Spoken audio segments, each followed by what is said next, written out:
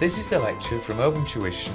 For the free lecture notes that go with this podcast, please visit opentuition.com. Next, all we need to know, 3 levels of management. You have strategic at the top. Whenever you see the word strategic, think here about 5 years.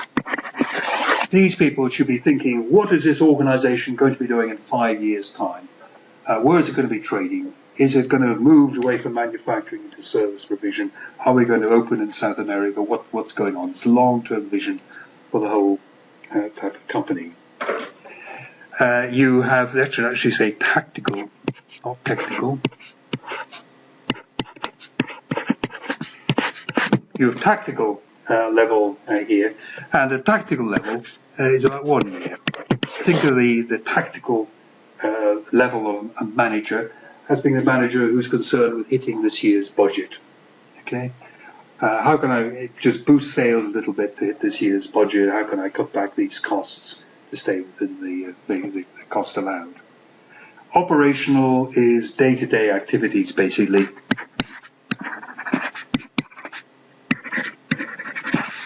So day-to-day recording of transactions, dispatching goods, making stuff and so on there. Very much short-term sort of time horizon.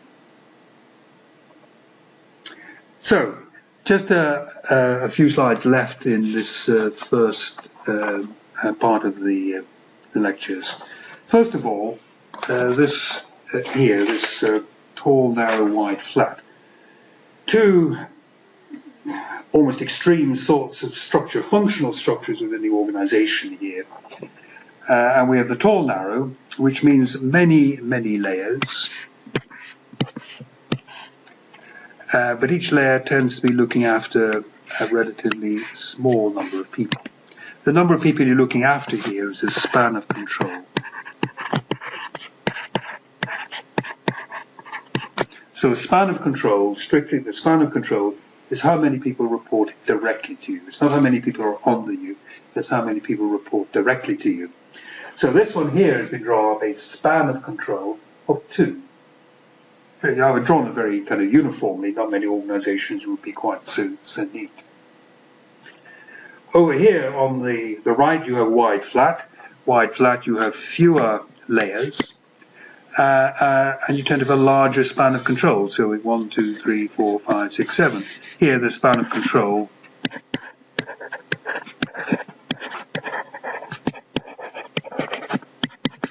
equals 7. Here was equal to 2. And what has happened really over the last 20 years or so, there tends to be a mass movement in kind of that direction. Businesses have undergone a conscious, deliberate policy of restructuring themselves to move from wide, too wide flat away from tall narrow. And the reasons they did that, several. First of all, they began thinking, what are these people doing? If you are a manager and you're looking after kind of 2 people reporting to you, that means you've got 2.5 days a week to kind of supervise them. You've got 2.5 days a week almost to redo their work. These people could be nearly useless, and you've nearly got time to repeat their work. And you have kind of managers who are managing senior supervisors, who are managing supervisors, and so on. Loads of people managing each other, and people began to think, what value is that bringing to the company? And one of the reasons they began getting rid of these middle managers was to save money. Maybe it's not doing something which we need to do, or anything which is going to help our profitability.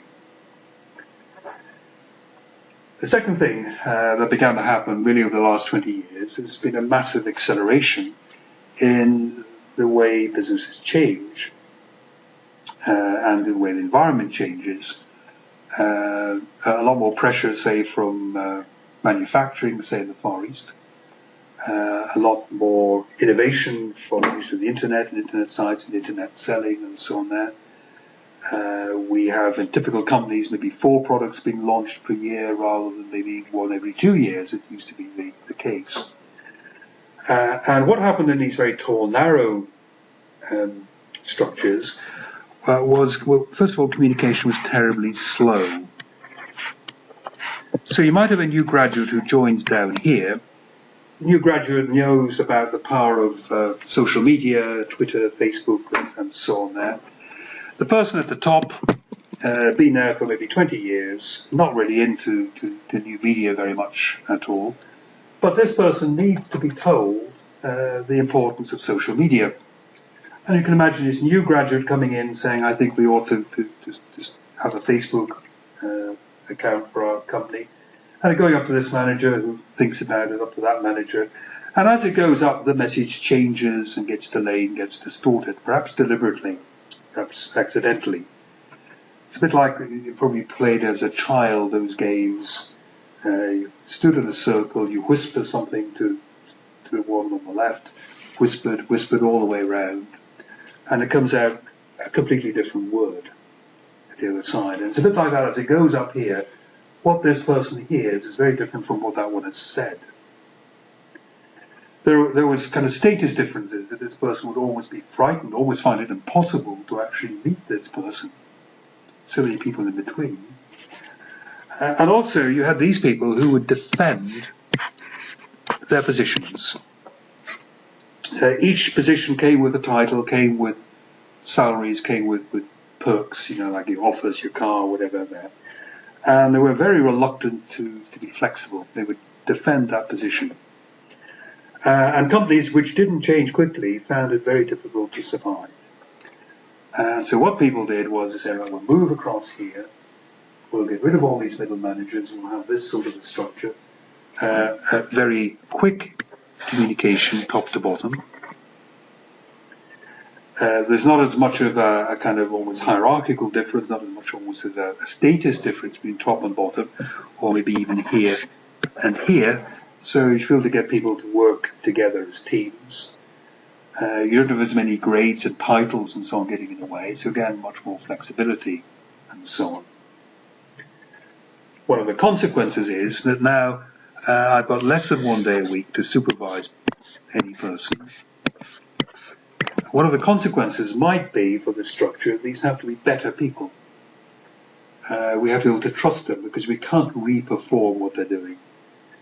They maybe have to be trained better, recruited better, they maybe have to show more initiative and so on. And we have to be better at delegating to them. We have to be really, really good. If you're going to be looking after 7 people or 10 people reporting to you, you're actually quite a bad manager if you only have 2 people reporting to you.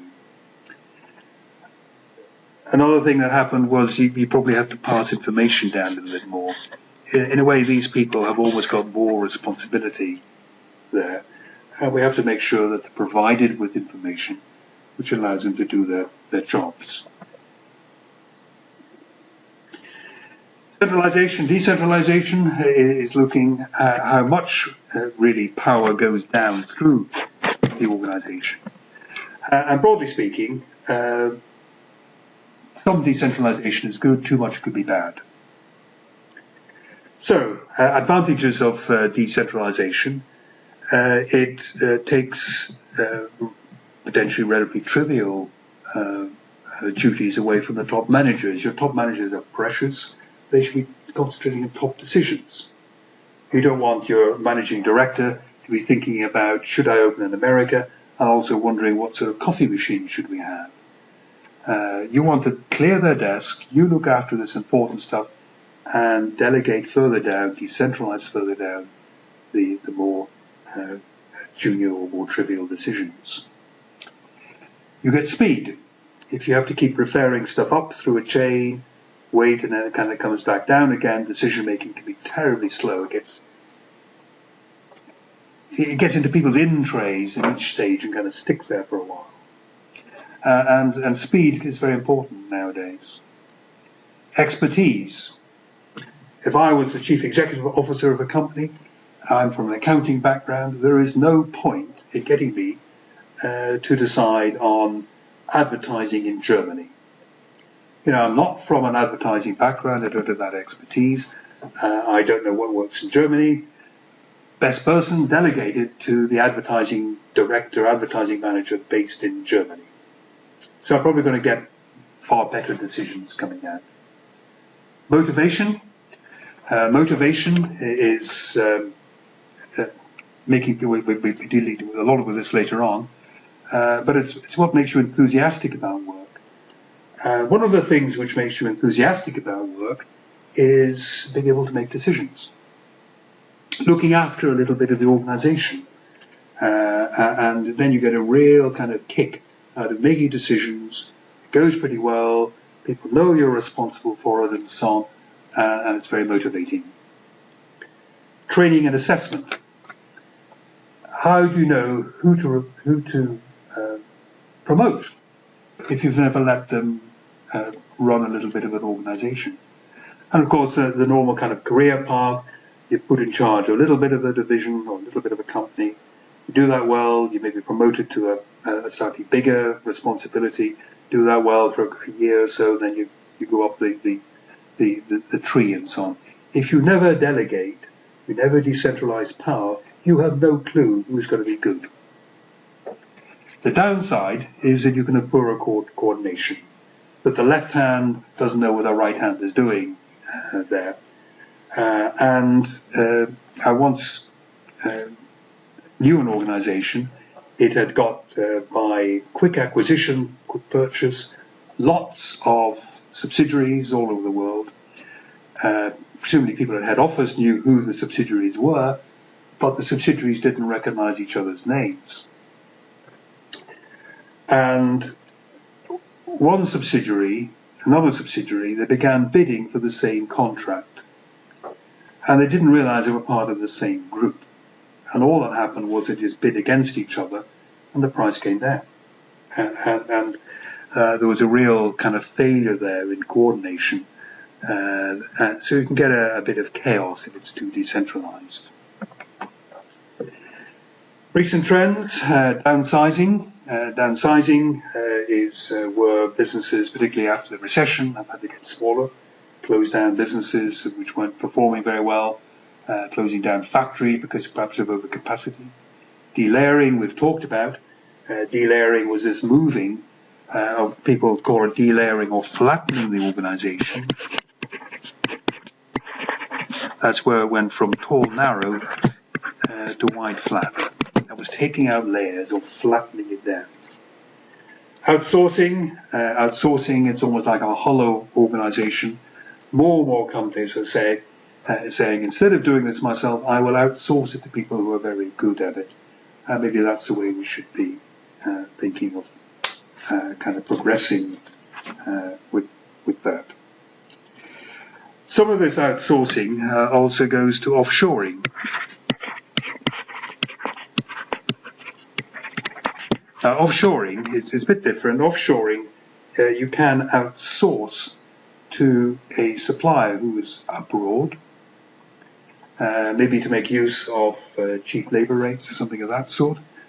But the other thing which has happened is even if you don't outsource, you can offshore. You can set up your own factory abroad, maybe where the raw materials are plentiful, maybe where the labor is cheap, maybe where it's near your customers. So offshoring is moving some of your organizations, abroad.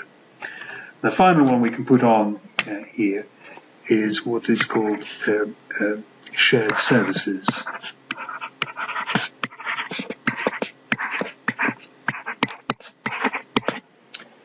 This is where you could have an organization with, let's say, several divisions. What you're saying is, well, the sales are different, the manufacturing is different, that's why we have different divisions. But maybe the accounting could all be centralized. And with modern communication techniques, there is no particular reason why you couldn't have, let's say, most of the manufacturing, most of the business, let's say, in the south of the country, and you have the accounting department in the north of the country, where perhaps there is less pressure on employment, wages are lower, rent's cheaper, and so on. And all of these divisions share the accounting expertise which is held somewhat perhaps quite remote. But you can communicate it up and down very well with modern IT systems and so on. And many companies are doing that. You get a great expertise, a great economy of scale, and because it can be put somewhere cheap and economic and so on, you end up saving quite a bit of money. The final element to put on this is, the final slide to look on this section, is formal and informal organizations. The formal organization is what management knows about. It's written down, for example, organization charts, procedures manuals, something called a mission statement, which is going to say what you think the business is for, the organization is for. You will have staff appraisals written into people's personnel files and so on, so we know all about that. But there is a vast kind of subculture there which management doesn't arrange and doesn't know about. And it's been drawn like this because what it's supposed to represent is an iceberg. And what you see in an iceberg is only a small part of what's there. And what you see in an iceberg is not the dangerous bit. The dangerous bit of an iceberg is the huge bit you don't see, waiting to cause damage. And within all organizations, there is a huge informal element which management doesn't design, and management may not even understand it or even be aware of it very well. And this can be more important in many ways than the formal organization. For example, here, you can have alliances, an agreement with somebody in another department, perhaps to resist a change that management wants to go through. You can have mutual cover-up. You have made a mistake, somebody else has made a mistake, and you decide, well, instead of reporting this to management, we'll both kind of keep quiet, we'll both adjust records so that we're never kind of discovered that there. We have got personal preferences. This could be whether or not you like a manager, whether you hate a manager. Personal preferences can become very disruptive. If a subordinate decides he or she doesn't like the manager and becomes uncooperative, you can have a kind of passive aggressiveness. You appear to be cooperative, but are actually undermining your manager all the time. Personal ambitions, whether somebody is very anxious to appear to do well in a particular area, and maybe even to some extent destroys the performance of a rival, if you like, undermines that rival.